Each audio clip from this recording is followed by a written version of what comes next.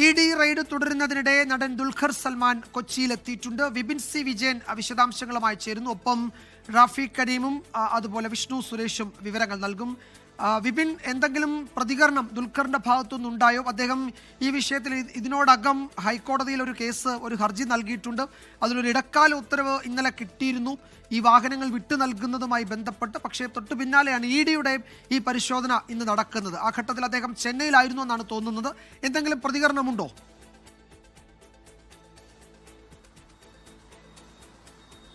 ഇല്ല, നെടുമ്പാശ്ശേരിയിലാണ് ദുൽഖർ സൽമാൻ വന്നിറങ്ങിയത്. പക്ഷേ ഇതുമായി ബന്ധപ്പെട്ടിട്ടുള്ള യാതൊരു പ്രതികരണവും നിലവിൽ നൽകിയിട്ടില്ല. അദ്ദേഹം ഒരു പക്ഷേ വീട്ടിലേക്കാണ് വരുന്നത് എന്നുണ്ടെങ്കിൽ വീട്ടിൽ EDയുടെ പരിശോധന നടക്കുന്നുണ്ട്. അതിലെന്തെങ്കിലും മറ്റ് ഒരു സംസാരത്തിനോ അല്ലെങ്കിൽ മാധ്യമങ്ങളുമായി സംസാരിക്കുമോ എന്നുള്ളത് കൂടിയാണ് ഇനി കണ്ടറിയേണ്ടത്.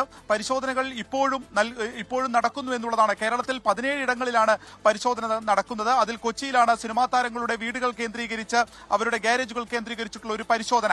ആദ്യം മുതൽ തന്നെ കസ്റ്റംസിന്റെ ഒരു പരിശോധന, അതിന്റെ ഒരു പിടിമുറുക്കൽ വരുമ്പോൾ തന്നെ ED കൂടി ഇതിൽ ഇടപെടൽ നടത്തുകയും അതിലൊരു പരിശോധനയ്ക്ക് വേണ്ടി കസ്റ്റംസിനെ സമീപിക്കുകയും ചെയ്തിരുന്നു. അതിന് കാരണം ഈ ഭൂട്ടാനിൽ നിന്നുള്ള വാഹനക്കടത്തിൽ അതിൽ ഇവരുടെ ഒരു ഇടപെടൽ, അതായത് കള്ളപ്പണം വെളുപ്പിക്കുന്ന സംഘത്തിന്റെ ഒരു ഇടപെടൽ ആദ്യം മുതൽ തന്നെ സംശയിച്ചിരുന്നു. അങ്ങനെ തന്നെയാണ് ഇതിൽ EDയുടെ ഇടപെടൽ ഉണ്ടായിരിക്കുന്നത്. ഈ പരിശോധന നടക്കുന്ന സമയത്ത് തന്നെ ആ വിവരങ്ങൾ ED കൈമാറുകയും ചെയ്തിട്ടുണ്ട്. അതിൽ പ്രധാനമായും പറയുന്നത് ഇതിലൊരു ഹവാല ഇടപാട് ഉണ്ടായിട്ടുണ്ട് എന്നുള്ളതാണ്.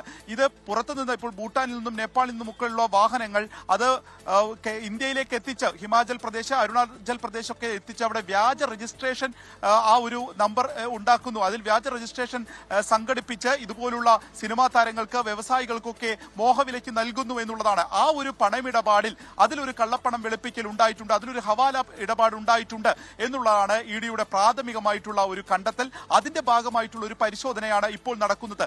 ഇപ്പോൾ ആ ഒരു വാഹനത്തിന്റെ ഉടമയായിട്ട് നിൽക്കുന്നത് ഇവരാണെങ്കിലും ഇതിന് പുറകിൽ ഇത് എത്ര ആളുകളുടെ കൈമാറിയാണ് ഇവിടെ എത്തിയിരിക്കുന്നത്, ഇത് യഥാർത്ഥത്തിൽ ഉണ്ടായതിനു ശേഷം എത്ര ഒരു അട്ടിമറി അല്ലെങ്കിൽ ഒരു സാമ്പത്തിക ക്രമക്കേട് ഇക്കാര്യത്തിൽ ഉണ്ടായിട്ടുണ്ട് തുടങ്ങിയ വിവരങ്ങളാണ് എടുക്കുന്നത്. GST തട്ടിപ്പ് ഉൾപ്പെടെയുള്ളവ ഉണ്ടായിട്ടുണ്ട് എന്നുള്ളത് ഇതിനോടകം തന്നെ കസ്റ്റംസ് വ്യക്തമാക്കിയതാണ്. അതിനു പുറമെയാണ് ഇപ്പോൾ ED അന്വേഷണം കൂടി ഈ സിനിമാ താരങ്ങളിലേക്ക്, വാഹന ഉടമകളിലേക്ക്, അതിന്റെ ഏജന്റുമാരിലേക്കൊക്കെ നീളുന്നത് എന്നുള്ളത് സംശയം പറയാം. ഈ കസ്റ്റംസിന്റെ ഒരു പ്രധാനപ്പെട്ട കണ്ടെത്തൽ ഇങ്ങനെ വരുന്ന ഹവാല പണമൊക്കെ അതൊരു രാജ്യദ്രോഹ പ്രവർത്തനത്തിൽ ഉൾപ്പെടെ ഉപയോഗിക്കുന്നു എന്നുള്ള ഒരു കണ്ടെത്തൽ കൂടി ഉണ്ടായിട്ടുണ്ട് എന്ന പ്രാഥമിക നിഗമനമാണ് EDക്കുള്ളത്. അതിന്റെ അടിസ്ഥാനത്തിലാണ് സംസ്ഥാന വ്യാപകമായി വിവിധ കേന്ദ്രങ്ങൾ, ഏതാണ്ട് 17 കേന്ദ്രങ്ങളിലാണ് ഒരേ സമയം പരിശോധന നടക്കുന്നത്. റാഫി കരീം എളംകുളത്ത് ദുൽഖർ സൽമാന്റെ വീട്ടിൽ നിന്ന് വിവരങ്ങൾ നൽകും. റാഫി, അവിടെ ഇപ്പോഴും പരിശോധന തുടരുകയാണോ? അല്പസമയം മുമ്പാണ് ദുൽഖർ ചെന്നൈയിൽ നിന്ന് നെടുമ്പാശ്ശേരിയിൽ എത്തി. അദ്ദേഹം അവിടേക്കായിരിക്കും എത്തുക.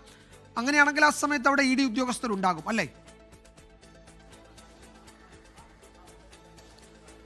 തീർച്ചയായും ED ഉദ്യോഗസ്ഥർ 6 മണിയോടുകൂടി ആരംഭിച്ച പരിശോധന ഇപ്പോഴും തുടരുകയാണ്. ഫെമ ചട്ടം ദുൽഖർ അടക്കമുള്ള ആളുകൾ ലംഘിച്ചു എന്നുള്ളത് തന്നെയാണ് EDയുടെ കണ്ടെത്തൽ. ഇതിന്റെ അടിസ്ഥാനത്തിലാണ് ഇത്തരത്തിലുള്ള ഒരു പരിശോധനയിലേക്ക് ED കടന്നിരിക്കുന്നത്. നേരത്തെ തന്നെ കസ്റ്റംസ് നുംകൂർ ഓപ്പറേഷനുമായി ബന്ധപ്പെട്ടുകൊണ്ടുള്ള പരിശോധനകൾ നടത്തിയതിനു ശേഷം വ്യക്തമാക്കിയിരുന്നു ഇതിൽ പലതരത്തിലുള്ള സാമ്പത്തിക ഇടപാടുകൾ നടന്നിട്ടുണ്ട്. ആ സാമ്പത്തിക ഇടപാടുകളിലേക്ക് കൂടുതൽ കേന്ദ്ര ഏജൻസികൾ അന്വേഷണം നടത്തുമെന്നുള്ളത്. ആ അന്വേഷണമാണ് ഇപ്പോൾ എത്തി നിൽക്കുന്നത്. നിലവിൽ ലഭിക്കുന്ന വിവരങ്ങൾ അനുസരിച്ച് ഫെമ ചട്ടത്തിന്റെ 3, 4, 8 ഈ ചട്ടങ്ങളാണ് ദുൽഖർ അടക്കമുള്ള ആളുകൾ ലംഘിച്ചതായി പറയുന്നത്. ഒപ്പം തന്നെ ഹവാല റാക്കറ്റുകളും ഇത്തരത്തിലുള്ള ഈ ഭൂട്ടാൻ വാഹനക്കടത്തിൽ ഉണ്ട് എന്നുള്ളതാണ് നിലവിൽ EDക്ക് ലഭിച്ചിരിക്കുന്ന വിവരം. കോയമ്പത്തൂർ കേന്ദ്രീകരിച്ച് പ്രവർത്തിക്കുന്ന സംഘമാണ് ഈ ഭൂട്ടാൻ വാഹനക്കടത്തുമായി ബന്ധപ്പെട്ട് പ്രവർത്തിക്കുന്നതെന്നും ഈ സംഘം ഹവാല നെറ്റ്വർക്കുകൾ കൂടി ചേർന്നതാണ് എന്നുള്ളതാണ് ഇന്ന് ഈ എൻഫോഴ്സ്മെന്റ് ഡയറക്ടറേറ്റിന്റെ കണ്ടെത്തൽ. ഇതിന്റെ അടിസ്ഥാനത്തിലാണ് കൊച്ചിയിലും ഒപ്പം തന്നെ കോയമ്പത്തൂരും ചെന്നൈയിലും ഒരേ സമയം ഒരുമിച്ചുള്ള ഒരു റെയ്ഡിലേക്ക് 17 ഇടങ്ങളിൽ ഒരുമിച്ചാണ് ഇന്ന് ഈ ഒരു പരിശോധന നടക്കുന്നത്. പുലർച്ചെ 6 മണിയോടുകൂടിയാണ് 17 ഇടങ്ങളിലേക്ക് എൻഫോഴ്സ്മെന്റ് ഡയറക്ടറേറ്റ് സംഘം എത്തുന്നത്. അതിൽ കൊച്ചി യൂണിറ്റ് ഉണ്ട്, ഒപ്പം തന്നെ ചെന്നൈ യൂണിറ്റ് ഉണ്ട്. ഈ 2 യൂണിറ്റും ചേർന്നുകൊണ്ട് ഒരു സംയുക്ത പരിശോധന അത് വളരെ പ്രധാനപ്പെട്ടതാണ്. കാരണം ഇത്തരം രേഖകൾ, ഹവാല ഇടപാടുകൾ സംശയിക്കുമ്പോൾ അത് ആ അന്വേഷണം കൂടുതൽ ഭാഗങ്ങളിലേക്ക് പോകും. ഒപ്പം തന്നെ ഈ EDയുടെ അന്വേഷണത്തിൽ കണ്ടെത്തിയിരിക്കുന്ന എന്തായാലും അവിടെ പ്രധാനപ്പെട്ട വിവരം. പരിശോധന രാവിലെ 6 മണിക്ക് തുടങ്ങിയ പരിശോധനയാണ്. ഇപ്പോഴും അത് തുടരുന്നു. എന്താണ് ഇഡിയുടെ അടുത്ത നീക്കം എന്നതൊക്കെ അറിയേണ്ടതുണ്ട്. വിഷ്ണു സുരേഷും ചേരുന്നുണ്ട്. വിഷ്ണു, പൃഥ്വിരാജിന്റെ തൊപ്പമ്പടിയിലെ ഫ്ളാറ്റിലായിരുന്നല്ലോ ഇഡി ഉദ്യോഗസ്ഥർ എത്തിയത്. അവിടെയും പരിശോധന തുടരുകയാണ്. പൃഥ്വിരാജ് ഉണ്ടായിരുന്നു ആ ഘട്ടത്തിൽ വീട്ടിൽ?